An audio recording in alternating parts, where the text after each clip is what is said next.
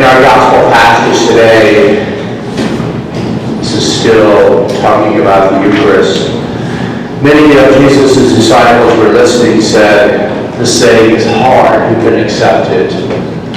The reception of Jesus' body and blood into ours, it was hard, and many left the church because of it.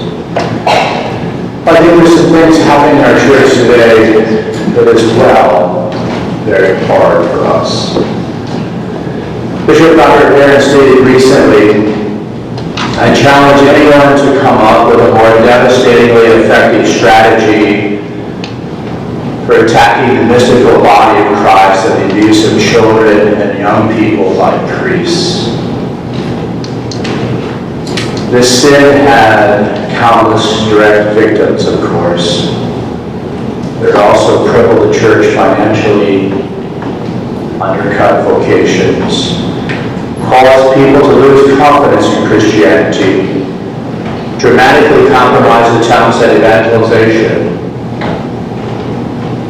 It was a diabolical masterpiece. In our first reading today, Joshua addressed all the people. "If it does not please you to serve the Lord, decide today whom you will serve. The gods your fathers served beyond the river, or the gods of the Amorites in whose country you are now dwelling. As for my household, we will serve the Lord."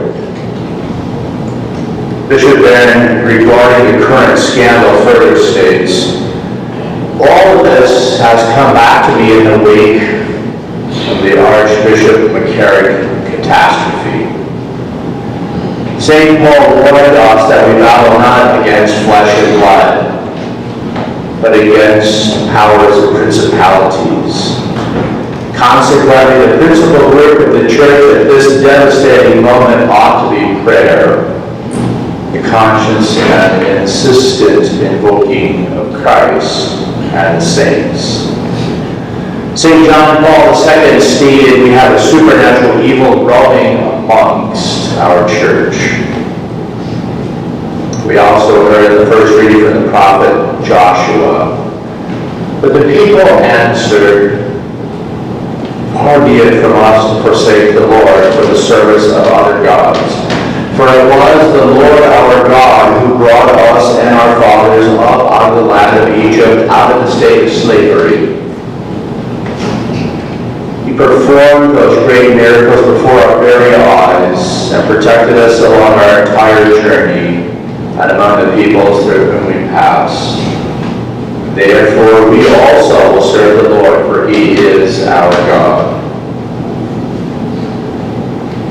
All of those involved in the abuse of our young people in the Catholic Church have chosen to follow the evil temptations, follow the supernatural evil. And we're not following our Lord. Jesus knew from the beginning the ones who would not believe and the one who would betray him. He also knew of what was going to happen in our church. We further hear from Bishop Bob Barrett, "So what should be done? The United States Conference of Catholic Bishops has no juridical or canonical authority to discipline bishops. And even if it tried to launch an investigation, it has, at the moment, very little credibility. Only the Pope has juridical and disciplinary powers in regard to bishops.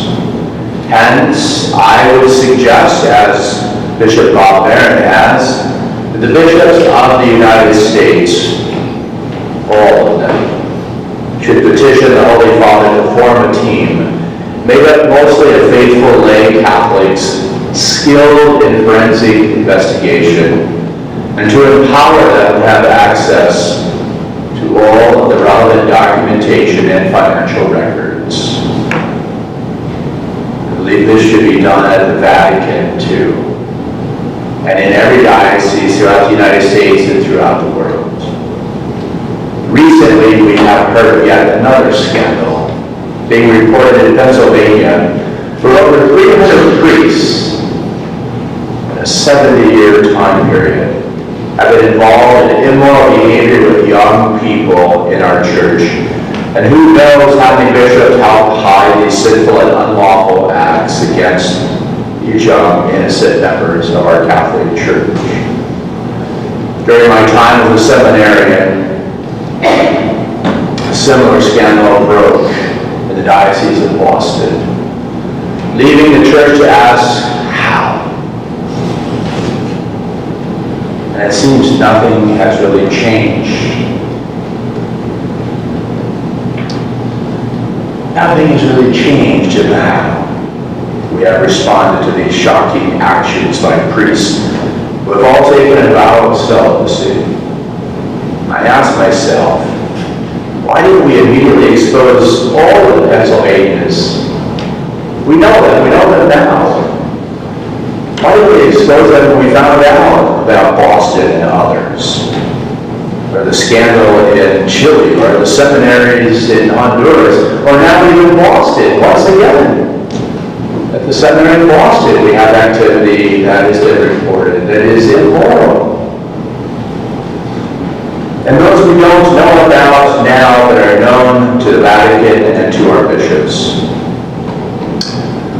The priests and bishops involved have violated their vow of celibacy, and I believe this action should be met with the pulling of these priest faculties to celebrate the sacraments of our church in public. We need to rake the rot out of our church, and no longer do I believe that it can be done by the hierarchy of our church. It must be done by the laity that love our church deeply. All of you.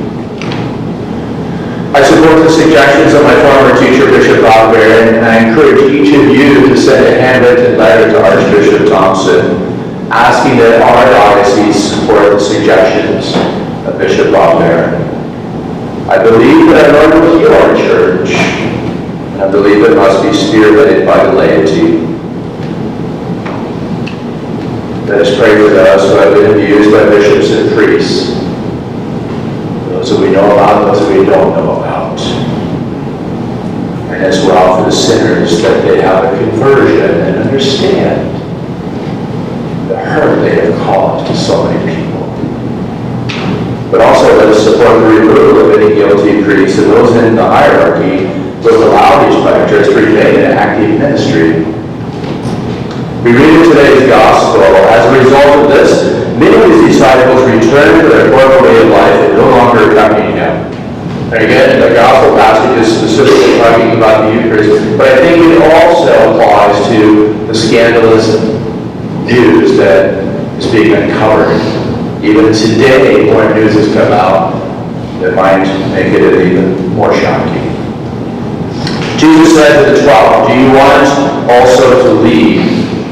And Simon Peter, God loved that man, answered him and said, "Master, whom should we go? You have the words of eternal life. We have come to believe and are convinced that you are the Holy One of God." Christ loved his church and handed himself over for her to sanctify her, cleansing her by the bath of water with the word, that he might present himself the church in splendor, without spot or wrinkle or any such thing, that she may be holy and without blemish. When I entered the seminary during the Boston scandal, many of my friends questioned my desire to follow what I believe to be a call from God, to be one of his priests. And the call felt so strong that I couldn't run away, even though so many of them came up to me and said, "Really, you want to do this? You know what you're going into."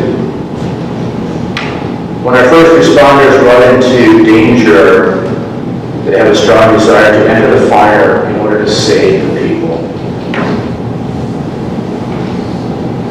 Now we have yet another fire in our beloved Catholic Church. Let's love our church like Christ does and enter into the fire now, burning within our church. Don't run away. We need you. I once again feel the strong call to remain in my duties as a priest in our church, even though many of my brother priests have committed not only sinful acts but illegal acts with our young Catholics. As religious, we have all taken a vow of celibacy. That vow that we have made to our superiors and to God has been broken by some religious, and once that vow has been broken, I no longer believe a person is qualified to serve our Lord as a religious sister or brother, nor as a bishop or priest. Remember, I asked you last week, why do we attend Mass? We are sinners in need of God. Some of our church leaders have chosen that of this world. They have become slaves to sin. And in fact, I would believe that maybe some of them didn't even believe in the gospel. Might not even believe in the Eucharist or the sacrament of confession. The first commandment states, I, the Lord, am your God, you shall have no other gods besides me. We can only serve one God, and He is the one in charge of our church. The church will not fail. I believe God will use the laity to clean up the filth that has invaded our beautiful Catholic Church. Let us love our church as Christ loves His church. Let's run into the burning building together and sweep out those in leadership roles, bishops, priests, and lay leaders who have chosen self-centered evil actions over God.